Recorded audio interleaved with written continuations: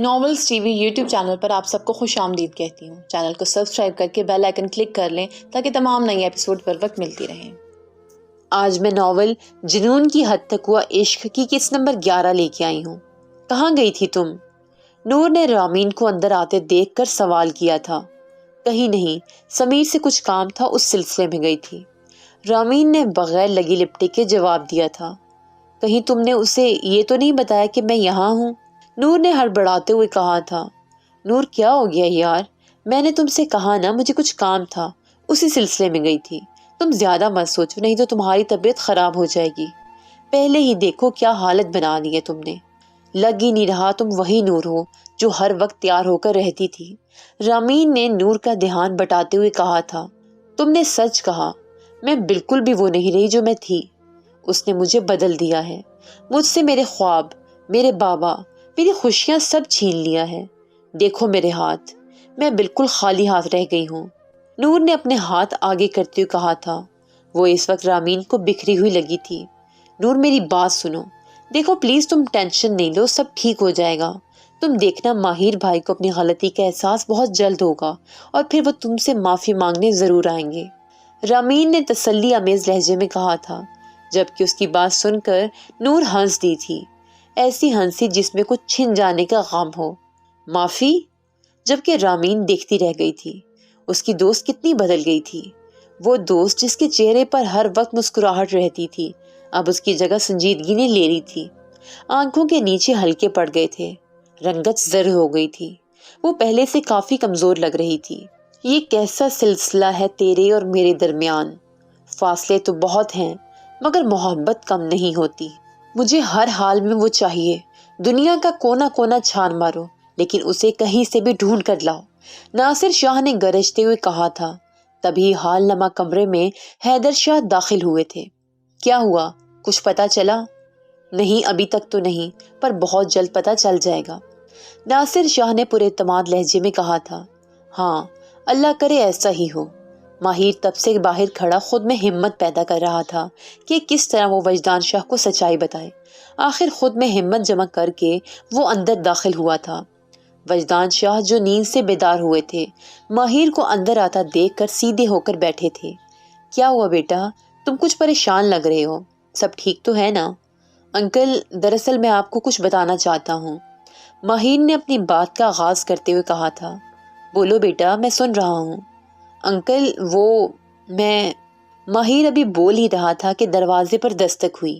ماہر نے جیسے ہی دروازے کی جانب دیکھا، اس کی نظریں واپس پلٹنے سے انکاری ہو گئیں۔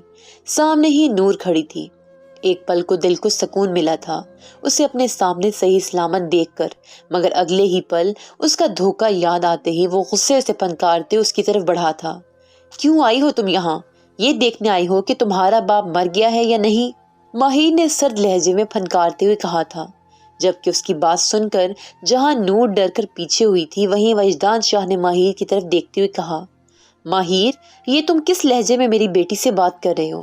یہ آپ کی بیٹی نہیں بلکہ یہ تو کیا ماہر؟ وجدان شاہ نے غم و غصے سے کہا، کچھ نہیں، اور تم نکلو یہاں سے۔ اب کہ ماہر نے نور کو بازو سے پکڑ کر باہر نکالتے ہوئے کہا تھا، نہیں میں کہیں نہیں جاؤں گی، چھوڑو مجھے، تم ہوتے کون ہو مجھے میرے بابا سے ملنے سے روکنے والے؟ نور نے ایک جھٹکے سے اپنا آپ ماہر کی قید سے آزاد کروایا تھا اور وجدان شاہ کے قریب بیٹھتے ہوئے گویا ہوئی تھی، کوئی مجھے بھی بتائے گا کہ یہ سب کیا ہو رہا ہے؟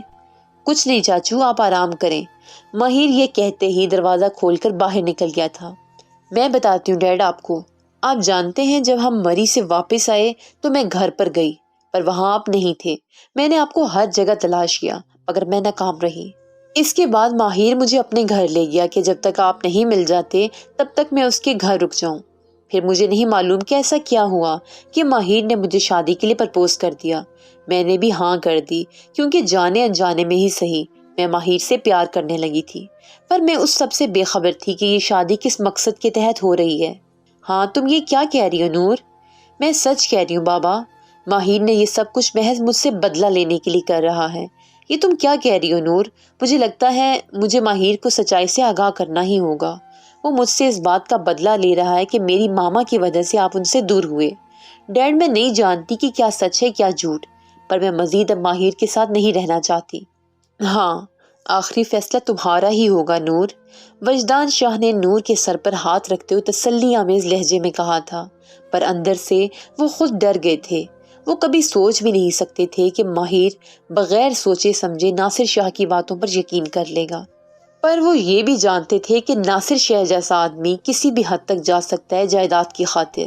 اسی لیے انہوں نے فیصلہ کیا تھا کہ وہ خود ماہر کو ساری سچائی سے آگاہ کریں گے۔ ماہر نے جیسے ہی نور کو باہر نکلتے دیکھا وہ تیزی سے اس کی جانب بڑھا تھا۔ کیا کر رہے ہو تم؟ چھوڑو مجھے، نور نے ہڑبڑاتے ہوئے کہا تھا۔ ابھی نہیں، پہلے تم میرے ساتھ چلو، مجھے کہیں نہیں جانا، نور نے احتجاج کرتے ہوئے کہا تھا۔ اس دوران مسلسل وہ اپنا ہاتھ چھڑانے کی تنگ و دو میں مصروف تھی، جب اچانک ہی ماہر نے ایک جھٹکے سے اس کا ہاتھ پارکنگ میں جا کر چھوڑا تھا۔ وہ بمشکل گرتے گرتے بچی تھی۔ کیوں آئی ہو تم یہاں؟ میں تمہارے کسی بھی سوال کی جواب دہ نہیں ہوں، نور نے دو ٹوک انداز میں کہا تھا۔ جواب تو تمہیں دینا ہی ہوگا، آخر کو تم میری بیوی ہو اور شوہر کے سامنے تو ہر بیوی کو جواب دہ ہونا پڑتا۔ مسٹر ماہر شاہ، بیوی نہیں ہوں میں تمہاری، سمجھے؟ گھر سے نکال چکی ہو تم، اس لیے پلیز مجھے اپنی بیوی کہنا بند کرو، نور نے ماہر کی طرف دیکھتے ہوئے کہا تھا۔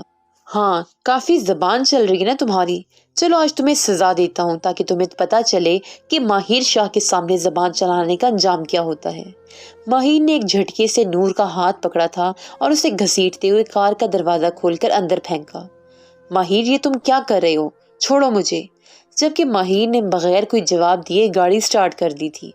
رامین، تم جانتی ہو سب سے زیادہ تکلیف کب ہوتی ہے؟ جب کوئی اپنا جس پر آپ سب سے زیادہ بھروسہ کرتے ہیں، خود سے بھی زیادہ، اور وہ انسان آپ کا بھروسہ توڑ دے تو ایسا لگتا ہے جیسے مانو کسی نے جسم سے روح نکال دی ہو، نور نے آنسو صاف کرتے ہوئے کہا تھا۔ نور پلیز یار، کیوں خود کی دشمن بنی ہوئی ہو؟ سنبھالو خود کو۔ سنبھال ہی تو رہی ہوں، پر کبھی کبھی ایسا لگتا ہے جیسے ٹوٹ کر بکھر جاؤں گی۔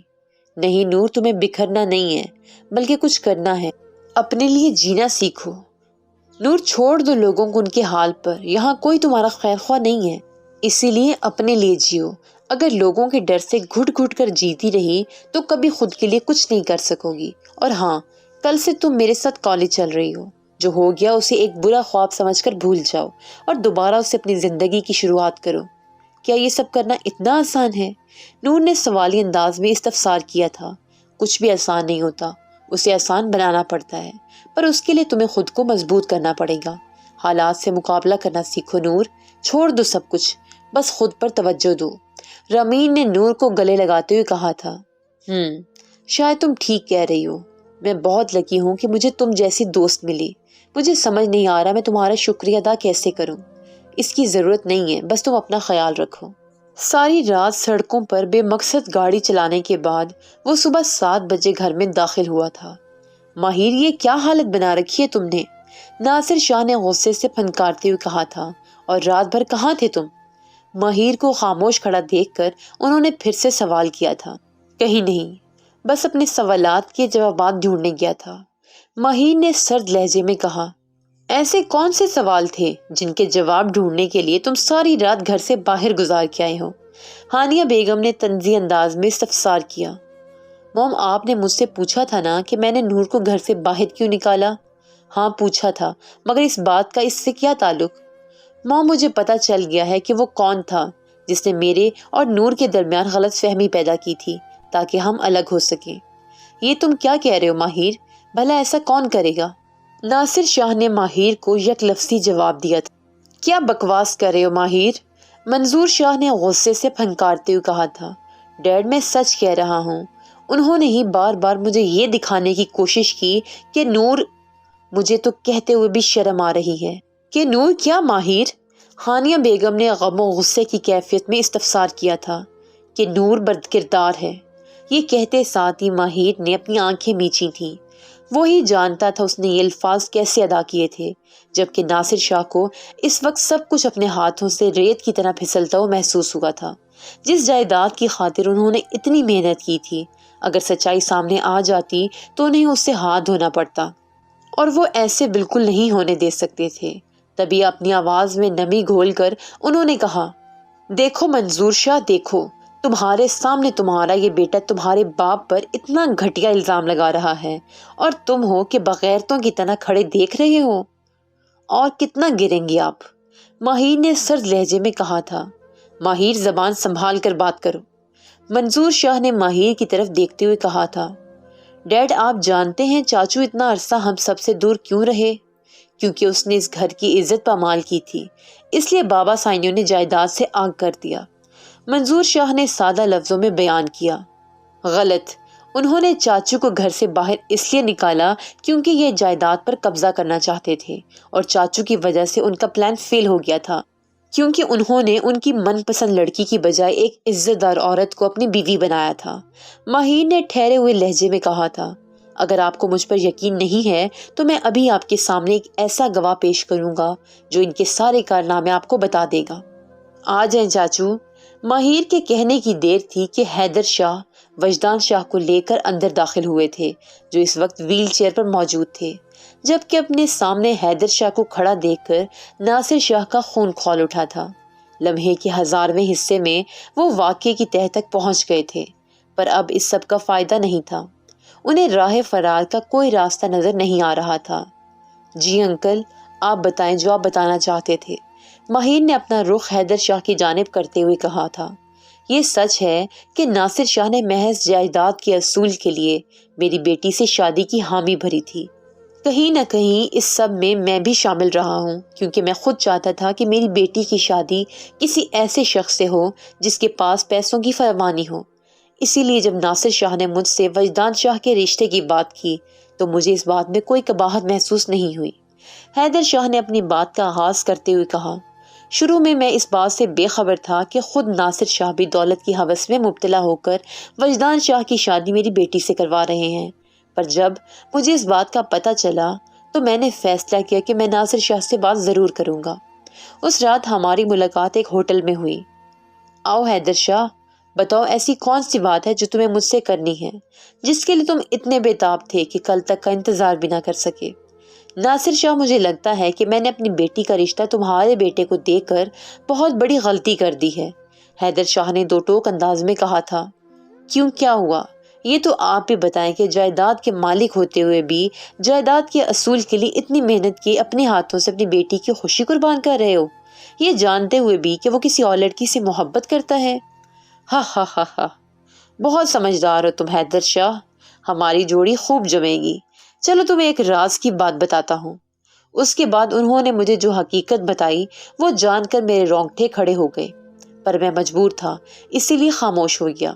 یہ کہتے ہی حیدر شاہ نے اس رات کا سارا واقعہ سب کے سامنے بیان کیا کہ کس طرح ناصر شاہ نے عباد شاہ کو موت کی گھاٹ اتارا تھا اور پھر کس طرح وہ اس ساری جائیداد اور شاہ حویلی پر قابض ہو گئے تھے۔ حیدر شاہ نے جیسے ہی اپنی بات ختم کی تو پورے حال میں سکوت سا چھایا تھا۔ ہر کوئی یقین کرنے کی کوشش کر رہا تھا کہ جو انہوں نے سنا کیا وہ واقعی سچ ہے، جبکہ منظور شاہ تو صوفے پر ڈھیر ہو گئے تھے۔ ساری عمر جسے اپنا باپ سمجھ کر عزت دی، وہی باپ کا قاتل نکلا۔